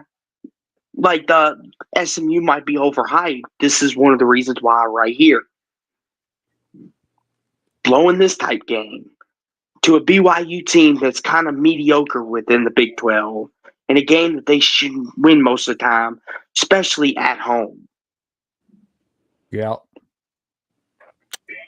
Was this like a field goal battle? 'Cause that's what it looks like to me. Yeah, SMU only had field goals in this game. BYU scored touchdowns, but that was pretty much it. It was just it was not good for SMU. Yeah, But Indiana broke some school records, especially with 77 points. Mhm. I mean, I know that they beat Western Illinois and it's no big deal, but I think we can definitely learn a lot about what's going to happen next Saturday on NBC when they go up against UCLA. Dave, did you catch any of this game? Agreed. You think I'm really going to care about Indiana and Western Illinois? Perfect response. I mean, I'm happy for our one friend from Indiana that calls in a couple times. The Let's Talk Sports guy. Only Talk Sports, our good buddy Jeffrey. Yeah, he's a diehard Hoosier. Well, he's a diehard Crimson Tide, Tar Heel Hoosier man. Yeah, he's Bama fan. He also polls for North Carolina, but he always refers to Indiana as his feel bad team. All right. I didn't know if he was from Indiana. Nah, he just feels he feels bad for him. He's from North Carolina, and a lot of his family members are Alabama fans, so that's why he's a Bama man. All right. I'm a So little that disappointed to find out about that. he ain't gonna bite you. He's not gonna bite, is he, Austin? He might. He gets a little snippy. Get to talking about Indiana. Especially if you're a Purdue fan. But Minnesota, he loves Minnesota. I mean, they're not scary. Yeah, No. well, neither is Indiana. Well, there's the after dark, the CFB after dark alma mater, Merrimack getting smacked down by UConn. I guess UConn's really trying to go to the Big 12 on that one.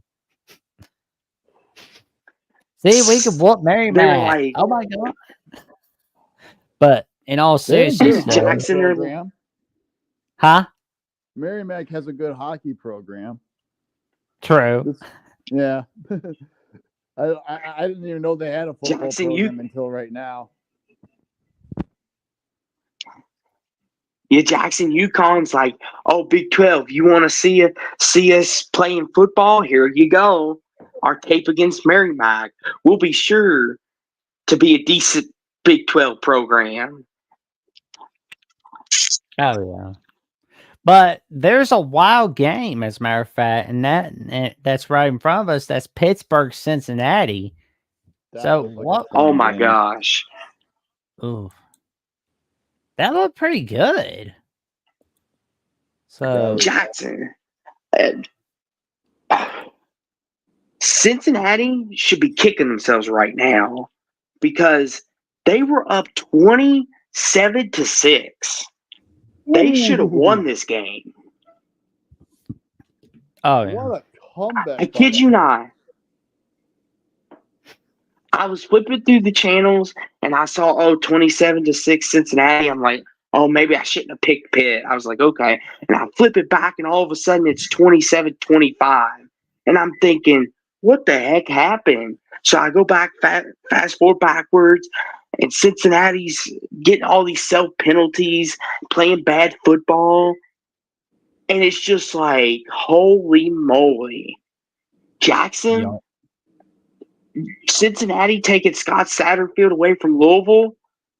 I'm with you now. Best move they ever did. Thank you, Cincinnati. We owe you Oh, one. man. You want Omaha Steaks? We're sending them right to your front door tomorrow. Thank you. Well, I mean, I remember there's the SB Nation account for West Virginia talking about Scott Satterfield today, and he said Cincinnati hiring Scott Satterfield away from Louisville would be like if West Virginia hired Justin Fuente away from Virginia Tech. And I mentioned when I retweeted from it that in our many calls that we've had over like the last year, I was telling you a lot. Mhm. Louisville's going to be very happy with Jeff Brom. They're going to be thinking we dodged a Mhm. bullet with Scott Satterfield. Cincinnati is not going to be happy. Mm-hmm. And Dave could speak to this more of seeing Brom watching him at Purdue because Minnesota, I'm sure, has played Purdue, but I always had the thing of, okay, he did what he did at Purdue, but once again, Purdue, like, how much stock do you really want to put in that? Because Purdue doesn't get the best talent. They did make a run for the Big Ten title game, but that's when we had divisions. I was very skeptical. But then after what I seen last year, I was like, okay, maybe I underestimated him. He beat the Gophers once. I think it was 2 years ago, and really hurt our season from winning the West. And that's how they ended up winning the West, because they beat us and they ended up winning a couple other games. And I mean, I saw a little bit of a turnaround for Purdue, but Purdue is like a yo-yo club, another yo-yo club. They're very much up, they're very nice, very much down. And if they get a coach that can recruit and bring kids in and keep kids in state, don't lose them because they have a lot more of a problem recruiting because they had Notre Dame and they have Indiana, and then they have all the other Big Ten schools around them, so they have to try to seal that area off. But Purdue to me, they're just typical. Cincinnati's also the same way. Cincinnati, they get a coach and they can ride that coach for a while until he leaves. It's Luke Fickell. Yeah. Kelly. Oh yeah, we agree with you, Sean Gardner. I don't think they're going to be very happy with Scott Satterfield. If this is the reality of the Cincinnati Bearcats, which it's trending in that direction, they're not going to be very happy with him. And here's the thing too, Dave, kind of feed off your point. Purdue has them upsets every now and then, like all the smaller teams in the Big Ten does. Like we all remember 2018 when Purdue upset Ohio State because there was a kid with cancer. He was in a wheelchair, and his one wish was to see Purdue beat Ohio State.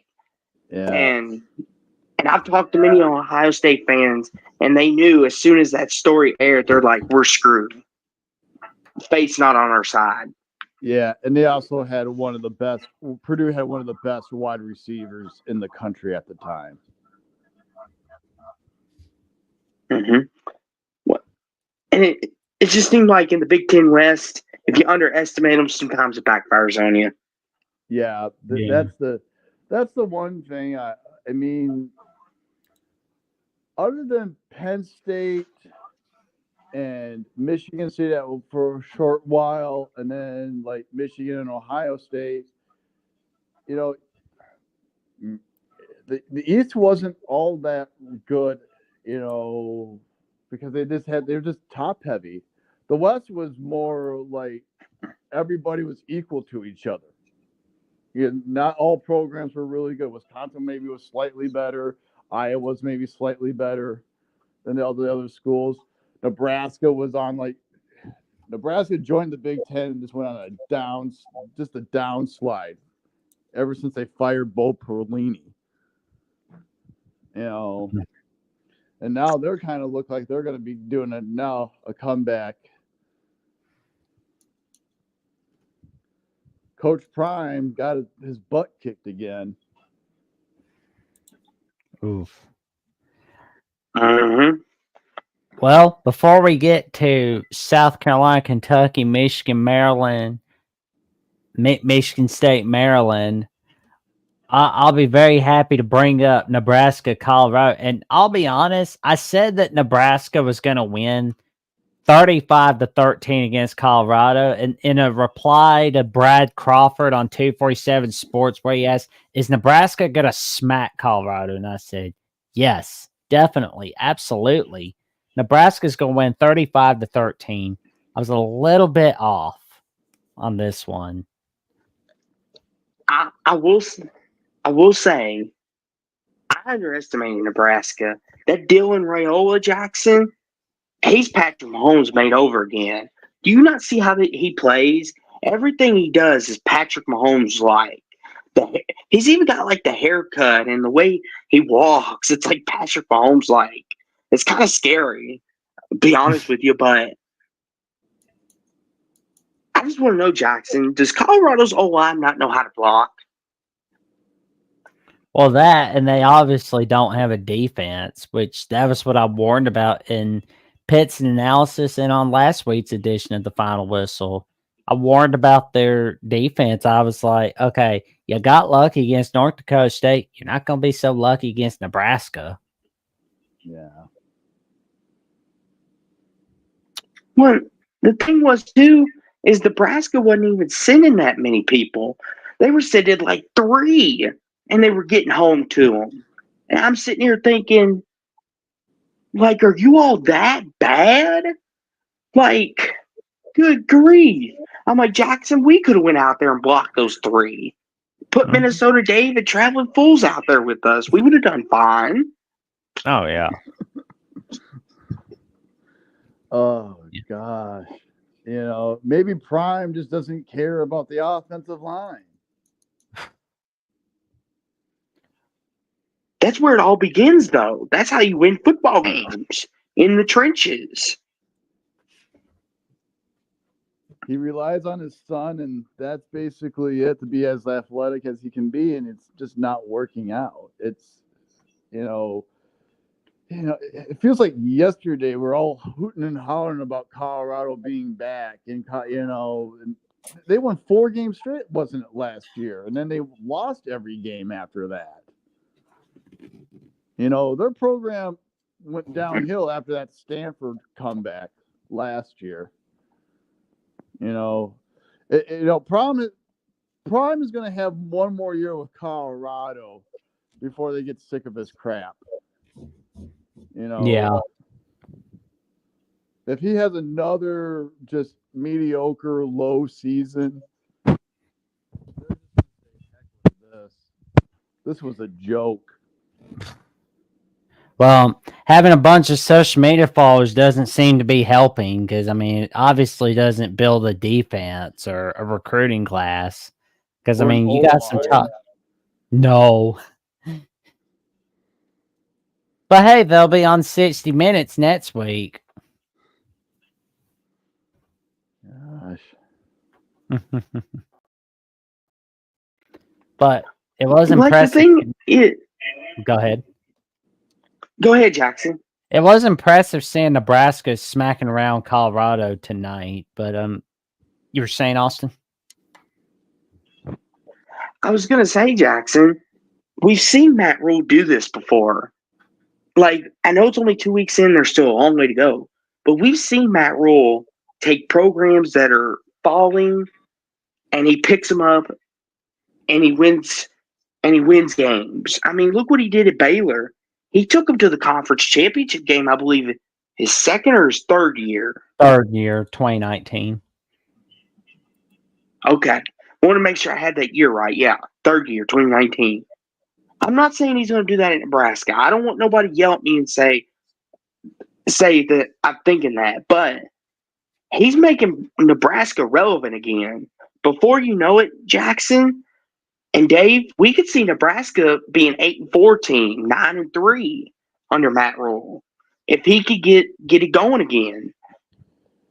His big thing is to beat his rivals, Wisconsin and Iowa. That's his biggest next step. You want to make it look like, I mean, that helps recruiting for Nebraska big time when you win especially against Iowa, Wisconsin, that whole area of Minnesota. Even Minnesota is sort of a rivalry with Nebraska, and then Minnesota's dominated Nebraska. We won 5 straight against them. I'm happy that every year almost was a Scott Frost year. Yeah. Well, when we see, and I was going to go back to, the CW curse didn't get Virginia Tech. Worst thing it did was they didn't beat the spread, but that's it.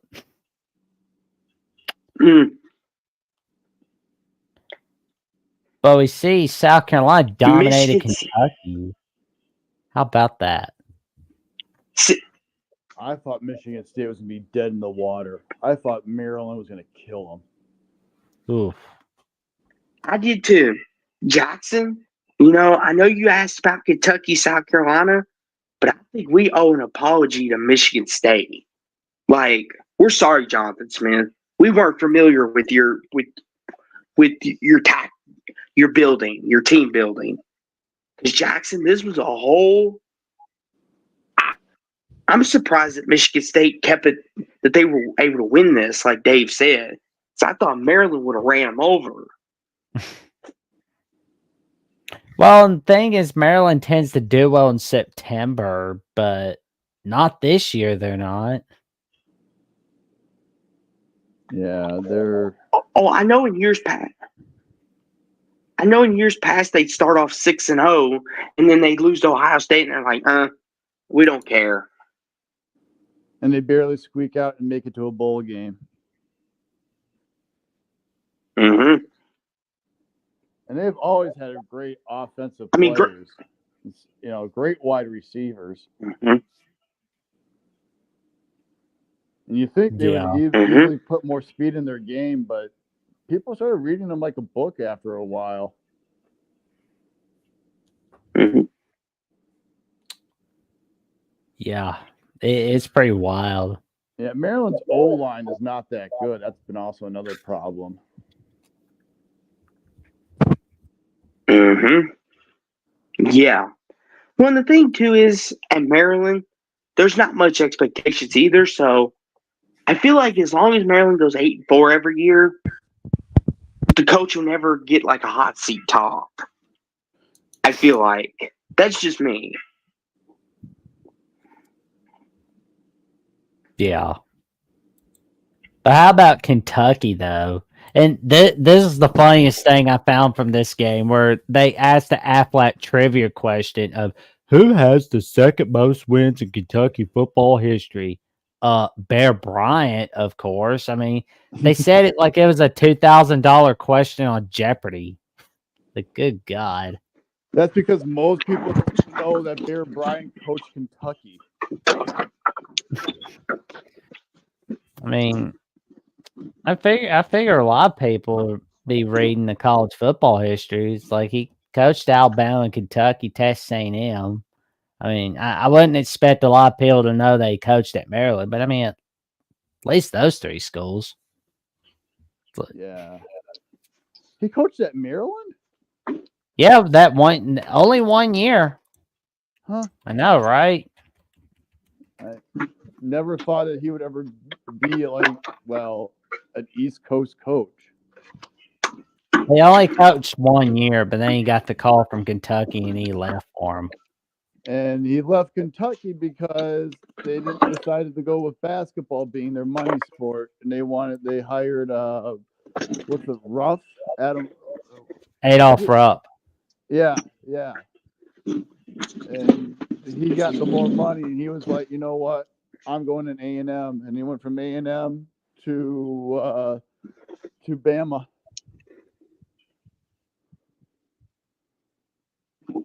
Well, and you want to know something, Jackson?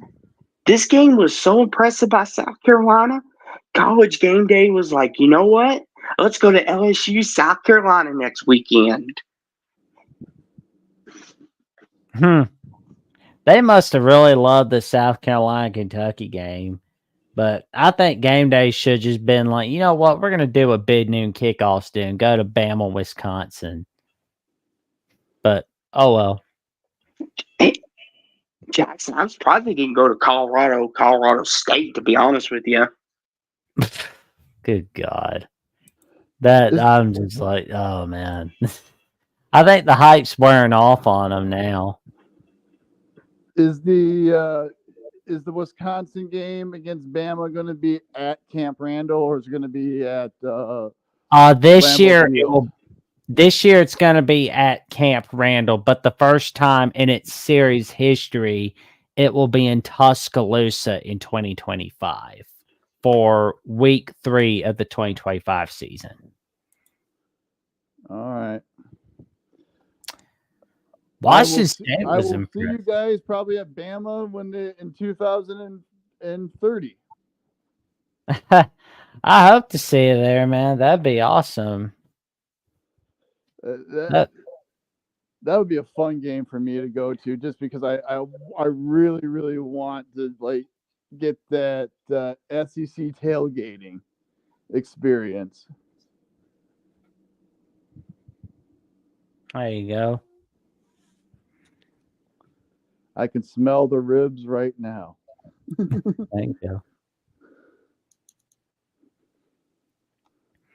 But that was a huge dominating victory by Washington State. Texas Tech, they're just not doing so. They're not doing so hot. They're way too overhyped in the Big 12. They're pitiful. Mm-hmm.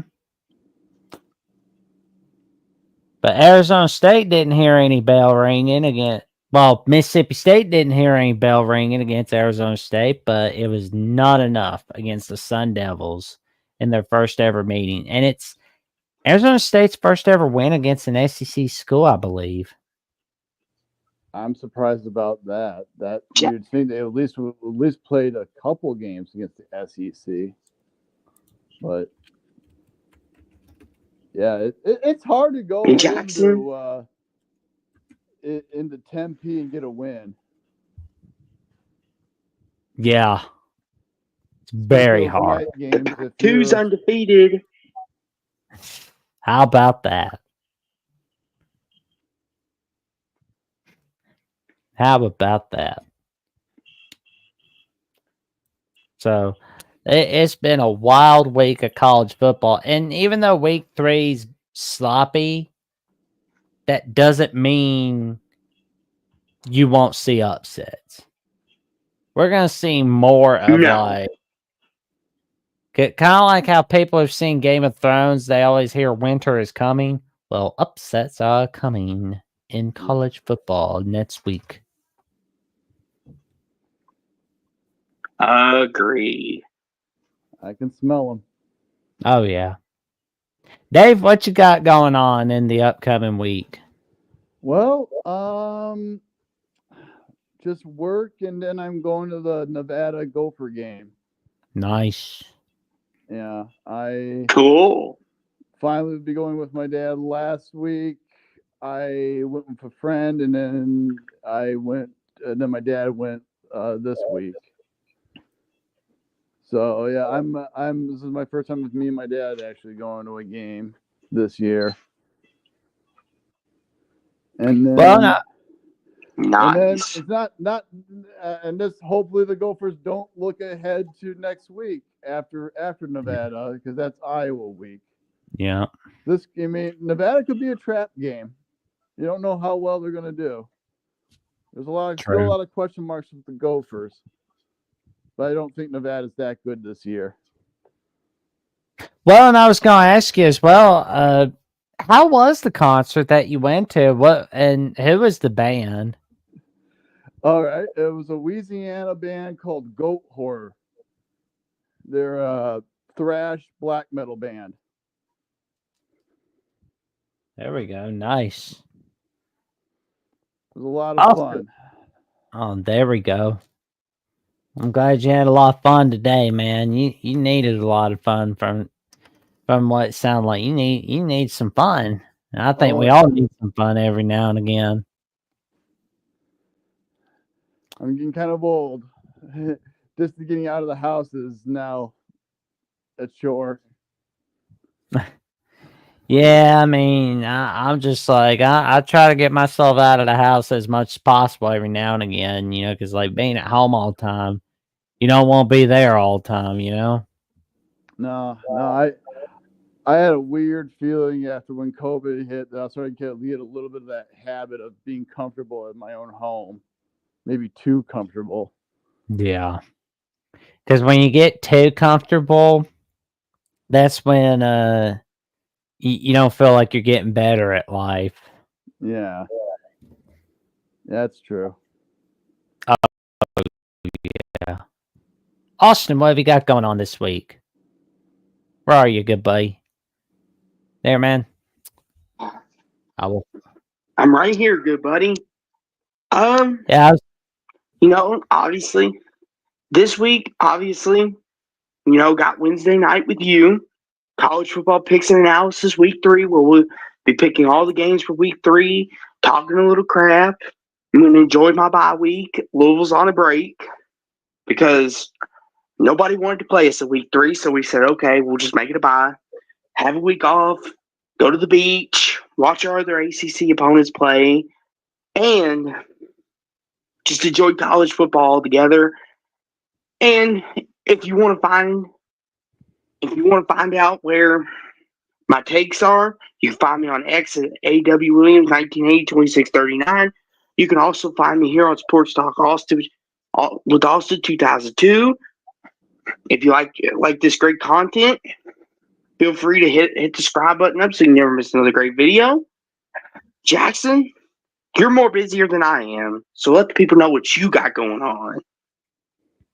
Well, I've got some stuff in the works for upcoming episodes of the Jacksonian, and you can check me out on YouTube at Jackson Johnson 979, where I'm making sure I'm getting closer to 500 subs. I'm 134 away, and I'm hoping to get to 1,000 subs before the end of the year. And you can also check me out at Jackson VOCFB at @, and on Instagram and Threads at Jackson Johnson 543908. And finally, you can check me out on Alabama at the Voice of College Football, where me and my co-host Johnny Burtz host Crimson Tide Live every Monday afternoon on 5 p.m. Central Time, 6 p.m. Eastern Time, where we go over the latest news and notes in Alabama football. Plus, this Monday, we will be having on Ryan Herrings, the host of Locked On Badgers, to discuss his take and preview on the Alabama-Wisconsin matchup. And let me tell you something, it's going to be a fun one. He's a nice guy. I met him. Mm-hmm. Yeah, I called in a couple weeks back on a Locked On Badgers show. That was pretty cool, getting to talk to them about Wisconsin football. It's always pretty fun talking college football with everybody. Yeah. But make sure if you enjoyed the stream, leave a like, leave a comment, subscribe, click on the notification bell, because we'll be back every Saturday. No matter what games are on, we'll be back. We'll talk all games. We'll talk about your team, our team. We'll even talk about, heck, if you want, we'll even talk about the FCS teams if you want, if they make headlines. But just make sure you never miss Final Whistle. Never miss great and exciting great exciting content throughout the week. Don't forget to don't miss picks and analysis. Miss our controversial picks like, oh, could Georgia get upset by Kentucky this week? Ooh, no spoilers, but I don't think any of us are going to pick Kentucky. I'm certainly not. Jackson might though, because he is nuts. I don't know how it works. I'm with not this guy, that but he's nuts. nuts. Not that nuts. No worries. But thank you all for being here tonight. Minnesota Day, Megan, the Aussie 12, Thanks for Traveling coming on. Fools, everybody that was here. Thank you all for being here. Y'all have been lovely. And we hope to see you all again soon. But All right, till see you then, later. Bye.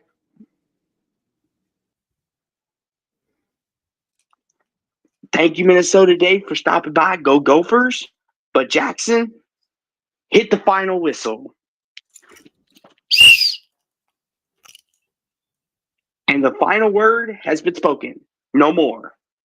But, as always, I'm Sports Talk with Austin.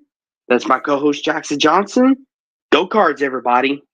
See you next Roll week. Tide.